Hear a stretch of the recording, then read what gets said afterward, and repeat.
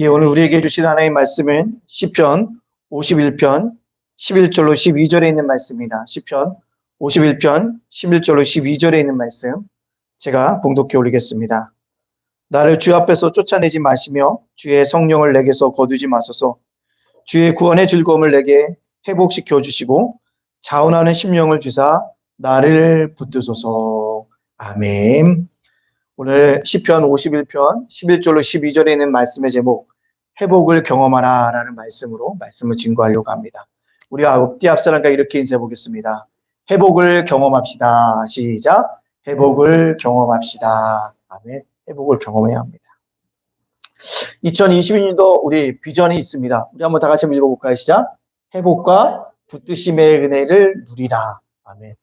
회복과 붙드심의 은혜를 누리라. 거기 보면 예배 회복, 감사 회복, 사랑 회복, 기도 회복이 있습니다. 거기 보면 시편 51편 12절에 있는 말씀, 우리가 읽었던 말씀이죠. 한번 읽어볼까요? 시작.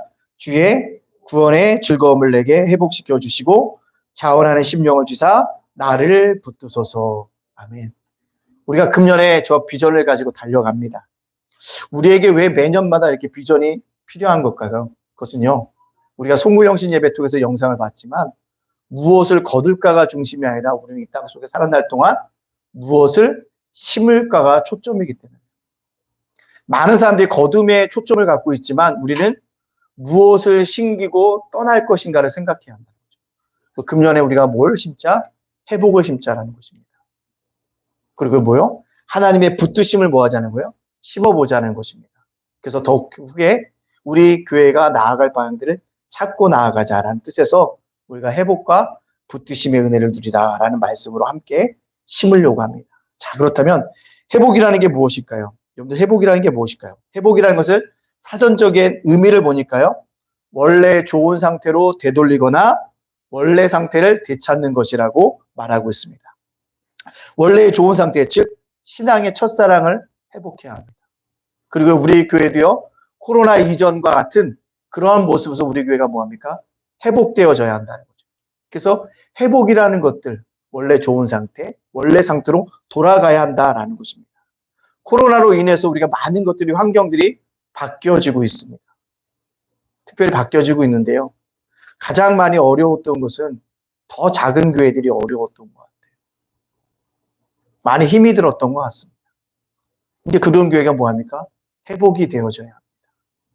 이 땅을 살아가는데 큰 교회만 있으면 교회가 잘 될 것 같지만 그렇지 않아요. 작은 교회들이 모여져서 뭐예요? 큰 교회를 또 이룰 수 있는 뒷받침되어지는 그런 은혜가 있어야 합니다. 그래서 뭐 해야 되냐면 교회가 교회다움으로 회복되어지는 은혜가 우리 속에 있어져야 되고, 그런 교회들 우리가 뭐하죠? 도울 수 있도록 우리가 힘을 쓰고 애쓰는 한 해가 되어져야 한다는 것입니다. 그리고요, 우리가 주님을 만났던 첫 그 마음들 다시 한번 회복되어져야 한다는 것입니다. 우리가 예단교회를 선교 갔던 때, 이제는 우리 교회가 이제 8살 되잖아요. 4월달 되면. 이제 무엇인가는 새롭게 변화된 삶들을 우리가 뭐합니까? 걸어가야 한다라는 것입니다. 따라서 회복해야 합니다. 어떻게 하면 회복되어질 수 있을까요? 혹시 회복 탄력성이라는 단어를 들어보셨습니까? 그런 용어가 있어요. 심리학에서도 쓰이고요. 정신의학적에서도 쓰이고 교육학적에서도 쓰입니다. 실제로 응용만 잘한다면 다양한 분야에서 하나의 학문적인 관점에서 새로운 응용 분야로 발전시킬 수 있는 용어입니다. 다른 말로 하면 이 포괄적 의미로는 이것입니다. 우리가 살아가면서 겪는 역경이나 어려움이 되어지면, 어려움을 겪으면 누구나 바닥에 내려앉는다는 거죠. 근데 바닥에 내려앉았을 때 빨리 일어날 수 있는 힘, 그것이 뭐다? 탄력성이고 그것이 회복의 탄력성이라고 얘기하고 있다. 힘들고 어려울 때, 바닥을 찍을 때 다시 빨리 일어날 수 있는 힘, 회복의 탄력성을 우리에게 이야기하고 있다. 저도 젊었을 때는요, 피부가 좀 좋았어요. 그러나요, 나이가 드니까요, 피부 탄력성이 별로 좋지 않습니다. 좀만 피곤해도 얼굴에 드러납니다. 젊을 때는요, 아무리 피곤해도 얼굴에 잘 드러나지 않았는데 요즘에는 조금만 뭐합니까? 피곤해도 다크서클이 뭐예요? 점점 더 깊어지고요. 주름이 깊어지는 것들을 볼 수가 있게 되어진다는 겁니다. 그렇습니다. 피부 탄력성을 잃어버리고 있다는 것입니다. 마찬가지고요. 신앙에도 회복 탄력성이 있어야 합니다. 내 신앙이 늘 성장만 하겠습니까? 아닙니다. 떨어질 때가 있어요. 떨어질 때 다시 뭐하며? 일어날 수 있는 힘, 그런 신앙의 회복의 탄력성을 가지고 우리가 뭐합니다? 살아가야 한다는 것입니다. 자, 그렇다면 우리가 언제 신앙이 떨어질까요? 제 안에 갇혔을 때, 나의 생각에 갇혔을 때, 하나님보다는 세상의 마음에 내가 뺏겼을 때 내가 수없이 뭡니까? 바닥으로 내려갔는다. 그럴 때 다시 뭐예요? 일어나야 한다는 것입니다. 제 좌절 속에서, 제 아픔 속에서 다시 일어날 수 있는 그런 회복의 탄력성을 우리가 가져야 한다. 오늘 본문 말씀에 보면 시편 51편입니다. 누가 지었을까요? 다윗이 지었습니다. 다윗이 지었는데요. 시편에 표제가 있는데요. 그걸 시제라고도 하는데 그 51편에 여러분들 보시면 51편 보셨어요? 51편에 보면 이렇게 그 시편에 대한 표제를 우리에게 이야기하고 있습니다. 즉 배경인데요. 다윗의 시 인도자를 따라 부르는 노래, 거기는 중요한 게 아니고 그 다음이 중요합니다. 다윗이 밧세바와 동침한 후 선지자 나단이 그에게 왔을 때, 다윗이 밧세바와 동침한 후 선지자 나단이 그에게 왔을 때 뭐예요? 불륜을 저질렀죠. 살인죄를 저지른 다음에 누가 등장했다는 거예요? 나단 선지자가 등장했다. 나단 선지자가 등장했을 때 불륜과 살인죄를 지었던 다윗을 칭찬했을까요? 아닙니다. 책망했다는 것입니다. 큰 죄를 지었다는 것, 하나님 앞에 큰 죄를 지었다는 것을 그 앞에서 지적합니다. 나단 선지자의 지적 앞에 다윗이 뭐합니까? 뉘우치게 되어지고, 뉘우치면서 썼던 시가 바로 오늘 시편 51편의 내용이 되겠습니다. 그 대표적인 뭡니까? 참회시라고도 불리고 있다라는 것입니다. 다윗은요, 죄를 지적했던 나단 선지자 그 앞에서 다시 한번 일어난다는 거죠. 회복되어진다는 것입니다. 우리는 이 시편 51편을 통해서 우리가 다시 회복되어지는 은혜를 우리가 뭐하자? 경험하자는 것입니다. 어떻게 우리는 회복을 경험할 수 있을까요?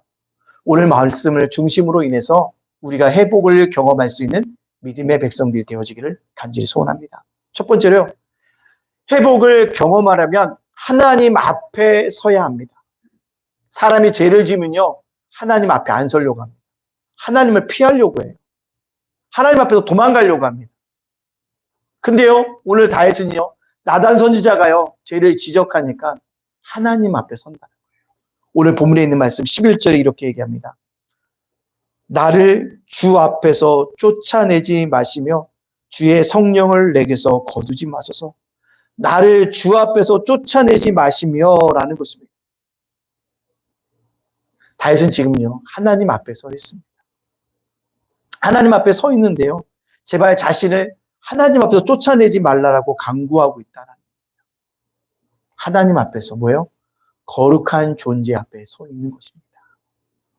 우리가 거룩한 존재 앞에 서 있으면요, 우리의 죄성과가 함께 할 수 없기 때문에 죄성을 버려야 됩니다. 하나님 앞에 서 있다라고 얘기하는 것, 어떻게 회복을 경험할 것이냐? 내 안에 있는 추함과 더러움이 다 하나님 앞에 뭐합니까? 드러나게 되어진다는 것입니다. 내 잘못이 드러나야지만 내가 뭐 할 수 있습니까? 회복이 일어날 수 있다는 것입니다. 내 잘못을 다 감추고 속이고 포장하고 해서는요, 회복의 역사가 일어나지 않는다. 하나님 앞에 섰더니 다윗이 너 밧세바 불륜하기 위해서 그의 남편 우리아를 죽였지. 내가 그걸 다 알고 있다. 다윗이 뭐 할까요? 고백해야죠. 하나님 잘못했습니다. 내가 여자를 탐해서 그의 남편을 죽였습니다. 용서해 주시오. 제가 이렇게 더럽고 치사한 존재입니다. 다윗의 그런 철저한 뭐예요? 현실의 고백이 있을 때 회복이 일어난다는 사실입니다. 우리가 회복을 경험하려고 한다면요, 철저하게 뭐합니까? 자기 죄악이 드러나야 한다는 것입니다. 그러므로 말미암아 그 죄악에 빠져있는 자신을 발견함으로 말미암아 하나님 앞에 겸손하게 엎드림으로 말미암아 회복을 경험할 수 있다는 것입니다. 어떤 사람이 있습니다. 불신 가정에서요, 혼전 임신으로 태어났습니다. 근데 그 할머니가 늘 그런 거예요. 내가 니네 엄마랑 우리 아들 결혼 안 시키려고 했는데 네가 뱃속에 들어서는 것 때문에 내가 결혼시켰다. 그걸 끝까지 들으면서 자랐던 그녀는요, 늘 그것이 상처가 됐다는 거죠. 또 어머니도요, 젊었을 때는 교회에서 주일학교 교사도 했는데요. 혼전 임신으로 불신가정이 인사 오니까 불교에 다니게 된 거예요. 신앙을 다 잃어버리게 되어집니다. 근데 갑작스럽게 어느 날 보니까 자기 아버지가요, 교통사고로 죽어요.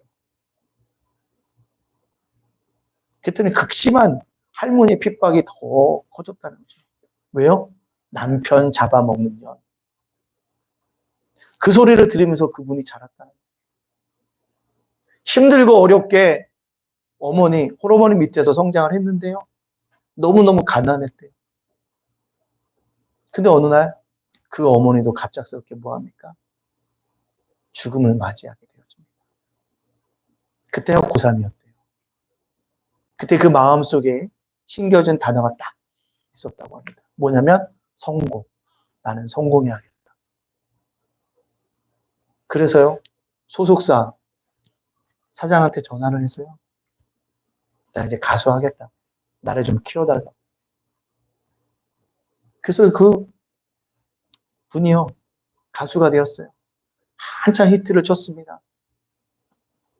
근데 어느 날 자고 일어나는데 막 누가 문을 부술 정도로 두들기는 겁니다. 문을 열어봤더니요, 빨간 딱지를 붓기 시작하는 거예요. 내가 돈 번 돈이 얼만데, 내가 노래 불러서 엄청나게 돈을 벌었는데 왜 이런 일이 일어났을까?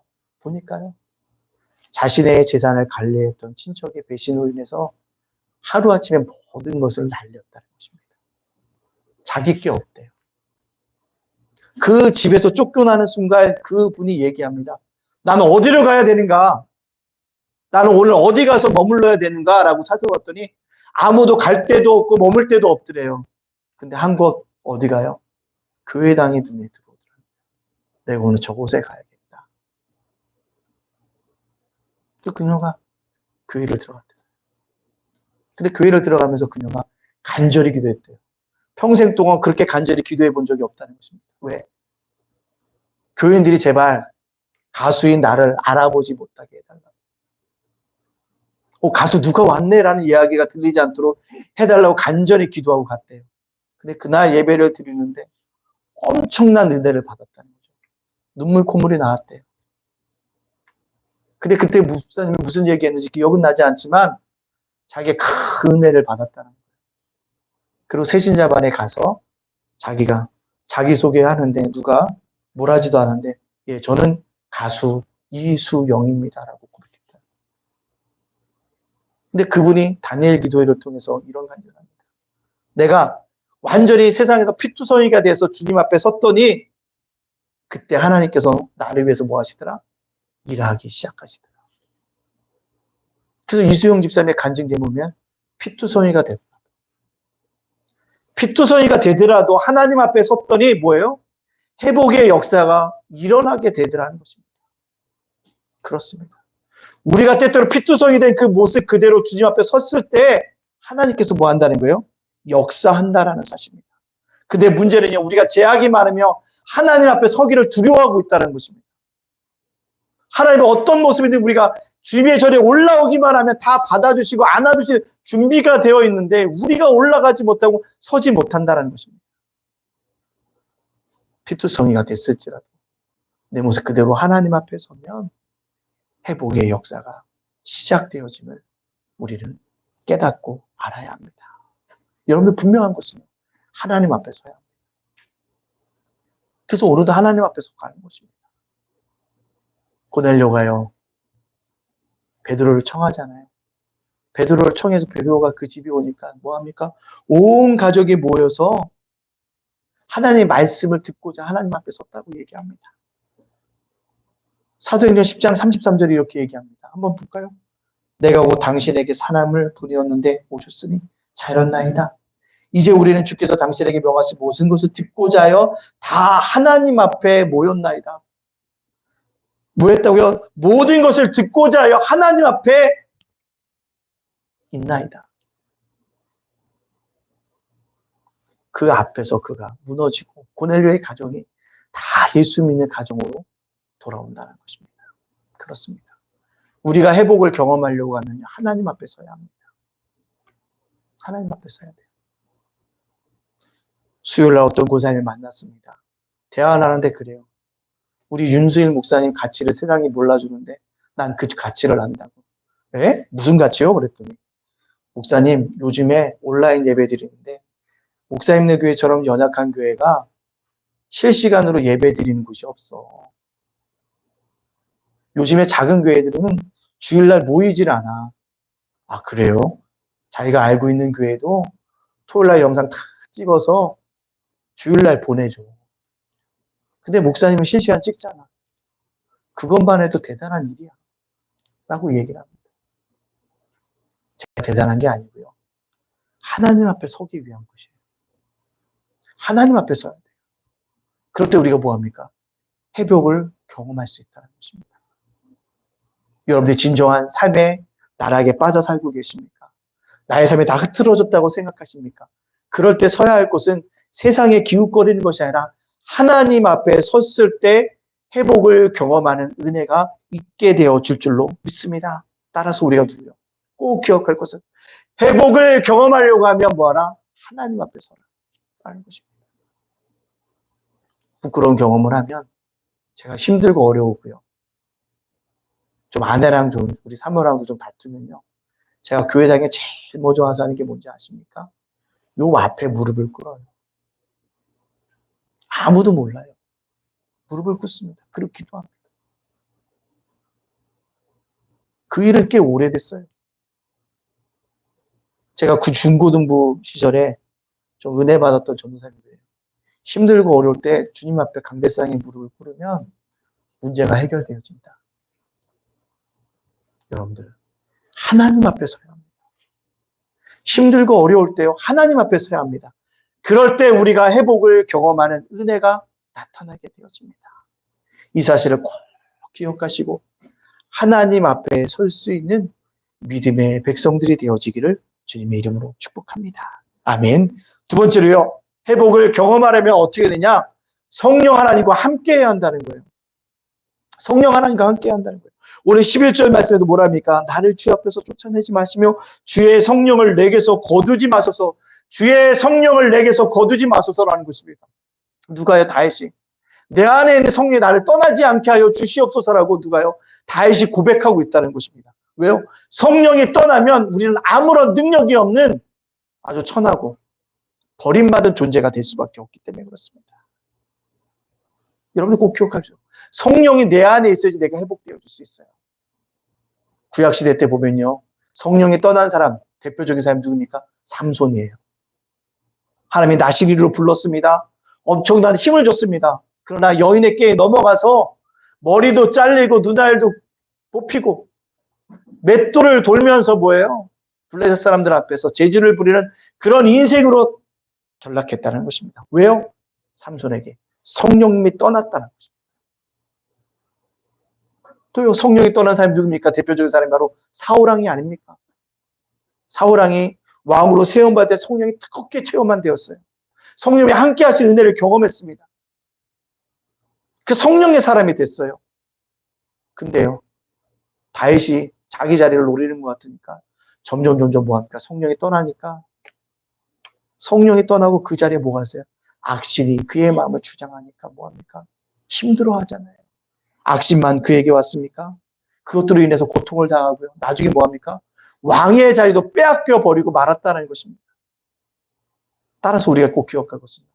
성령 하나님이 나와 함께 하심을 간구합니다. 다윗은 분명히 삼손의 이야기를 안 하고 있습니다. 사울왕을 분명히 보호할 것입니다. 내가 성령이 끝나면 나는 아무런 힘도 없는 초라한 존재지라고 깨달았기 때문에 성령을 내게서 뭐하지 마소서 거두지 말라라고 고백하고 있다는 것입니다. 즉 성령 하나님이 함께 하시기를 원하고 있다는 것입니다. 우리도요 성령 하나님이 함께 하셔야 합니다. 그래서 기도할 때마다요 제가 기도하잖아요. 뭐라고요? 예담 작은 도서관에도 성령님이 함께 해주시고 예담 제가 목시센터도요 성령님께서 함께 해달라고 하나님이 함께 하셔야 돼요. 윤수일 목사의 머리가 아니라 윤수일 목사의 어떤 능력이 아니라 누가요? 성령 하나님이 함께 하셔야 돼요. 예담교회도 성령 하나님이 함께 하셔야 돼요. 그럴 때 뭐요? 놀라운 역사가 일어나게 되어지는 것입니다. 우리 성령이 내 안에 계신 걸 우리 뭐라고 해요? 신학적인 용어로 성령의 내주하심이라. 성령님이 내 안에 내주하실 수 있어요. 그래야지 뭐합니까? 오늘을 살아갈 힘을 얻어요. 오늘을 살아갈 힘을 얻어요. 성령님이 함께 있을 때 우리가 보니까 진정함으로 우리가 뭘 얻는다? 바로 회복의 은혜를 경험할 수 있게 되어진다는 것입니다. 우리 꼭 그것을 기억하고 뭐요? 성령 하나님과 함께 동행하십시오. 성령 하나님의 말씀이 여러분들 마음속에 들려주는 음성이 있다면 즉각적으로 순종하셔야 합니다.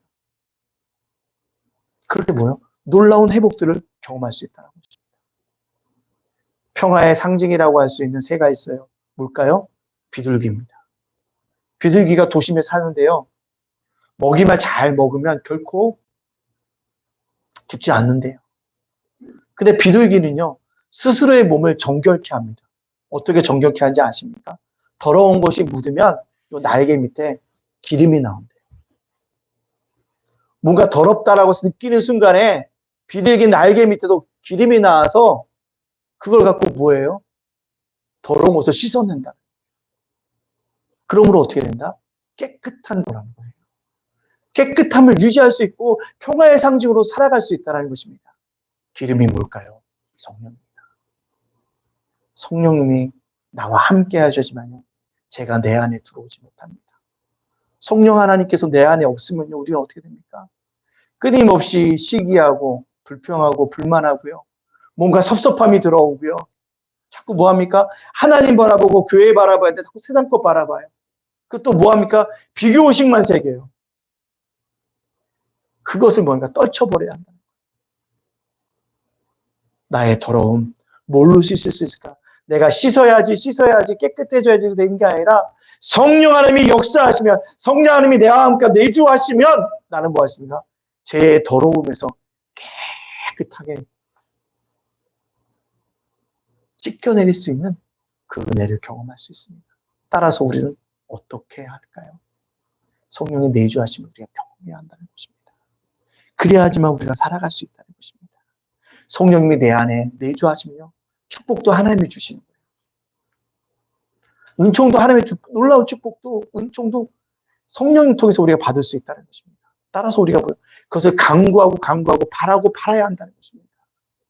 여러분들 종종 여러분의 삶이 회복되어지고 여러분의 인생이 뭔가 달라지길 원한다고 있다면 성령 하나님의 내주하심과 함께하여 주십시오. 그러면 여러분의 삶이 분명하게 달라질 것입니다. 언제요? 2022년도에. 우리 그것을 바라보고 살아가야 합니다. 끊임없이 성령과 함께 행하실 때 우리는 놀랍게 회복되어지는 은혜를 경험하게 될 것입니다. 그때 성령께서 언제까지 우리와 함께 하시느냐? 에베소서 4장 30절에 이렇게 얘기하고 있습니다. 하나님의 성령을 근심하게 하지 말라. 그 안에서 너희가 구원의 날까지 인치심을 받았느니라. 구원의 날까지, 내가 천국으로 부르심을 받는 그날까지 내가 안에 뭐요? 내주하신 성령의 역사가 있어야 합니다. 그럴 때 우리는 뭐요? 진정한 회복을 경험하는 믿음의 백성들이 되어질 줄로 믿습니다. 세 번째로요, 우리가 회복을 경험하려고 하면요, 구원의 즐거움에 참여해야 한다는 거예요. 무슨 즐거움에 참여하라고요? 구원의 즐거움에 참여해야 한다는 것입니다. 오늘 12절 말씀이 이렇게 얘기하고 있습니다. 주의 구원의 즐거움을 내게 회복시켜 주시고 자원하는 심령을 주사 나를 붙드소서. 다윗은요, 자신이 누가요? 성령을 떠나지 말라고 하나님 앞에 섰더니 하나님께서 자기를 용서해 주시는 굉장한 큰 은혜를 경험했습니다. 구원의 즐거움을 그가 맛보았다는 거죠. 그가 사제의 은총을 맛보았다는 것입니다. 그는 사제의 은총들, 구원의 즐거움을 스스로 맛보고서 끝난 것이 아니라 그것을 뭐요? 아직도 그 구원의 즐거움에 참여하지 못하는 자들에게 뭐했다? 알리게 하고 있다라고. 그 사실들을 뭐했다? 전하야겠다라고 오늘 고백하고 있다는 것입니다. 나만 사제의 은총을 누리고 나만 구원의 즐거움을 누리는 것이 아니라 아직도 그 구원의 즐거움과 사제의 은총을 모르는 그들에게 찾아가서 뭐 해야겠다? 알려줘야겠다는 것입니다. 오늘 다윗의 이런 태도를 우리가 뭐합니까? 본받아야 하라. 하나님께서 사제의 은총을 입고 구원의 즐거움을 누리는 자가 되도록 해주셨다면 그것은 뭐야? 나만 누리는 것이 아니라 주변에 널리 보여줘야 되고 알려줘야 한다는 것입니다. 세상에는요, 세 부류의 사람이 있습니다. 첫 번째 부류는요, 죄인이에요. 하나님과 전혀 상관없는 삶을 살아가는 사람입니다. 그들의 시작은요, 창대하지만 끝은 멸망입니다. 근데 그것을 모르고 살아가고 있어요. 또 한 부류는요, 부끄러운 구원을 받는 사람들입니다. 예수님도 알아요. 교회도 알아요. 예수 믿으면 제사함 받는 것도 알아요. 근데 문제는 중요한 게 뭔지 아십니까? 하나님과의 인격적인 관계가 없다는 거예요. 하나님과 인격적인 관계를 맺어가는데 인격적인 관계를 맺지 있지 않다는 것입니다. 내가 힘들 때 하나님 힘들어요. 제가 어떻게 해야 되죠? 주님 오늘 어떤 선택을 해야 하는데 하나님 어떻게 해야 되죠? 하나님 제 길이 열리지 않는데 하나님 열리지 않는 그 이유가 뭘까요? 하나님과 대화해야 돼. 이런 관계를 맺어가야 돼요. 하나님 제가 오늘 참 많이 힘든데 이 힘든 누가 아무도 알아주지 않네요. 제가 어떻게 해야 되죠?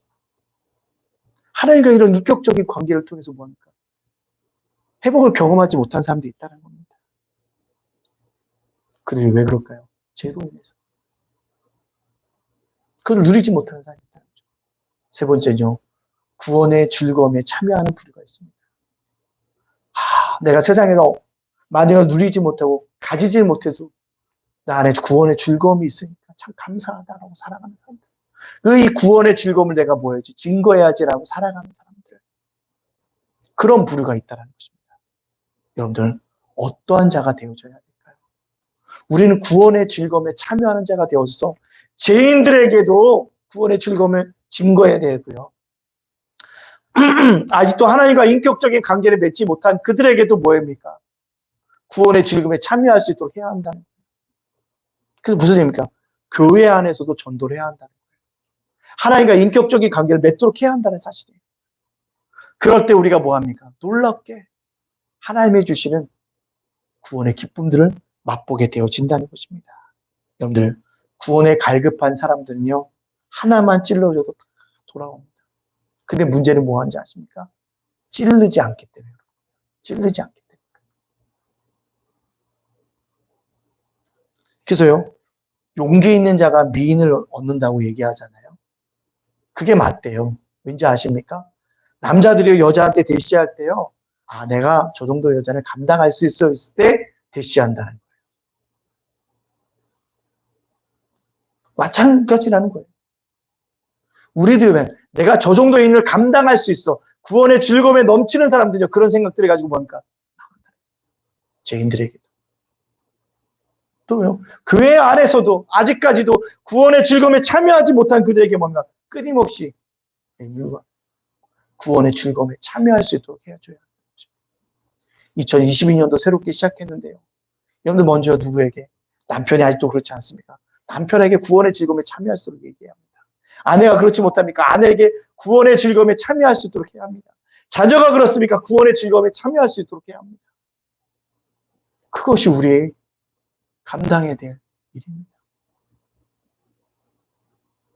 찰스 토마스 스터드라는 사람이 있습니다.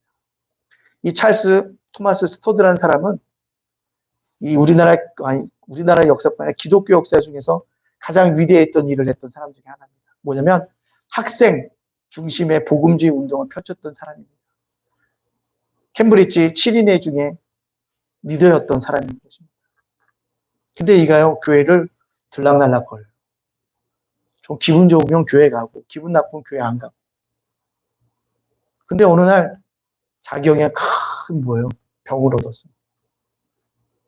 건강했던 형이 한순간에 생사를 왔다 갔다 하는 걸 보면서 인생의 무상함을 느낀 거예요. 건강했던 형이 저렇게 갑자기 죽어가네? 그렇다면 나도 그럴 수 있겠네? 예수님이 살아계신긴 한가? 방황한다는 거죠. 그때 형의 죽음으로 인해서 그가 새롭게 내가 교회를 가야겠다는 마음 먹고 교회 왔어요. 근데 그날 교회를 갔더니 무디 목사님이 설교하는데 그 은혜, 크게 은혜를 받아서 내가 중국 선교를 가리라. 이렇게 마음 먹었는데요. 딱 중국 선교를 바로 갔냐면 아니에요. 나 세상에 조금 일 좀 하다가 가야지. 그 당시 영국의 크리센이라는 운동의 대표 선수가 됐어요. 내가 운동으로 성공했다, 내가 중국 가야지. 그런데 그것도 또 잘 되지 않으니까 뭐예요? 접어두게 되어집니다. 내가 처음에 무디 목사님 설교 듣을 때 내가 중국 선교를 가기로 했지. 혼자 가려니까 무서우니까 뭐예요? 캠브리지에 있는 6명의 동료를 모여서 중국 선교를 위해서 기도하고 준비를 했다는 거죠. 그리고 뭐 합니까? 7명이 함께 중국 선교를 갑니다. 거기서 학생 복음주의 운동이 시발점이 되어지고요. 지금 있는 모든 단체가 그때 영향을 받아서 생깁니다. CCC도 그렇고, IMF도 그렇고, 다 생깁니다. UBF도 그렇고, 그때 다 생기는 거예요. 그들의 모임 보고 나서.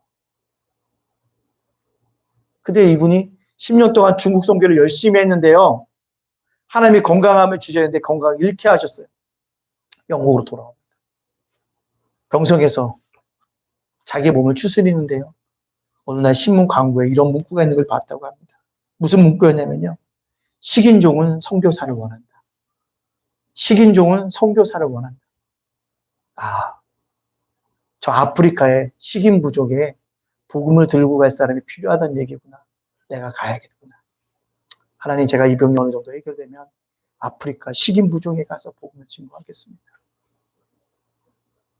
그리고 병을 치료받은 지 1년 만에 아프리카로 가서 뭐합니까? 식인 부족들과 함께 먹고 자면서 복음을 증거했다는 것입니다. 그래서 아프리카의 그 식인 부족이 서두 그 선교사를 뭐라고 불렀냐면요. 하얀 족장이라고 불렀다는 거예요. 하얀 족장. 피부색이 하얘서 하얀 족장이라고 불렀다는 거죠. 그것도 복음을 끝까지 증거하시다가 거기서 숨을 마감하셨습니다. 그가 거기서 숨을 마감했을 때 그의 장례식을 위해서요. 식인 부족들이 무려 원근각지에서 7,000명이나 모였다는 것입니다. 엄청난 숫자가 모였다는 거예요. 여러분들, 왜 그 선교사님이 그렇게 중국 선교 갔다 아프리카 선교 갔을까요? 구원의 즐거움에 참여하기 위한 것입니다. 여러분들, 회복하기 위해서는요, 일을 해야 되는데 어떤 새로운 일을 하는 것이 아니라 구원의 즐거움에 참여할수록 복음을 증거하는 일입니다. 그럴 때 우리가 뭐 할 수 있어요? 회복되어질 수 있다는 것입니다. 우리는요, 이 일에 우리가 뭐 합니까? 감당해야 된다는 것입니다. 그럴 때요, 회복의 놀랍게 역사가 일어나게 되어지고, 다니엘서 12장 3절의 말씀처럼 이렇게 하나님께 칭찬받는 존재가 되어진다는 것입니다. 한번 우리 다니엘서 12장 3절 말씀 읽어볼까요? 시작.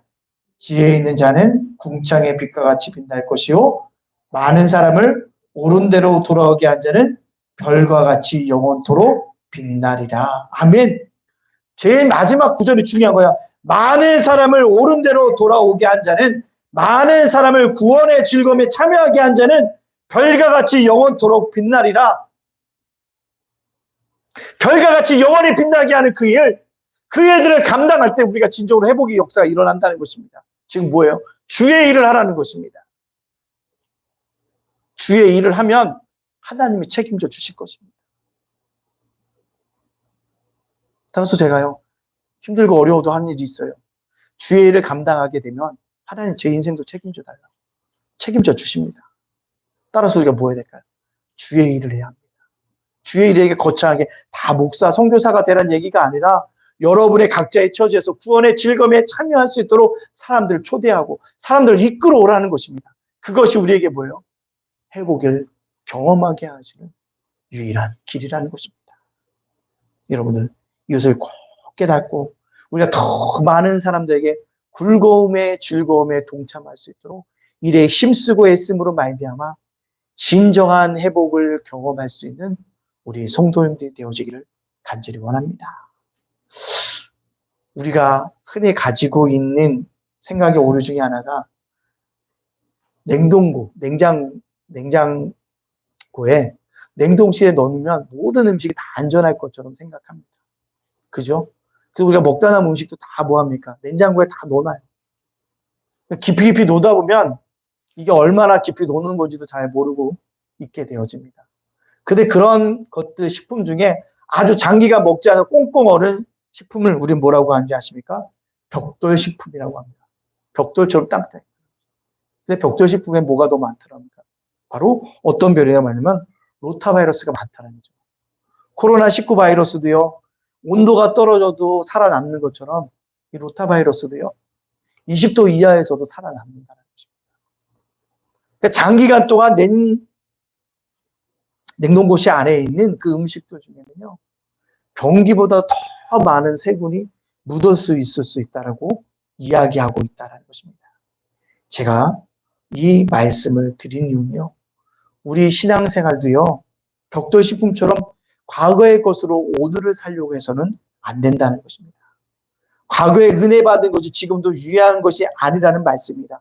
따라서 과거의 신앙으로 오늘을 살아가려고 하지 말고 오늘 말씀으로 내가 하나님 앞에 서고 성령 하나님과 함께하고 구원의 즐거움에 참여함으로 말미암아 내가 회복되어 말씀 중심으로 100배의 결실을 맺어갈 수 있는 2022년도가 되어지기를 주님의 이름으로 축복합니다. 아멘. 기도하겠습니다. 오늘 주님께 주신 말씀을 기억하면서요. 주님, 내가 진정으로 회복을 경험하기 원합니다.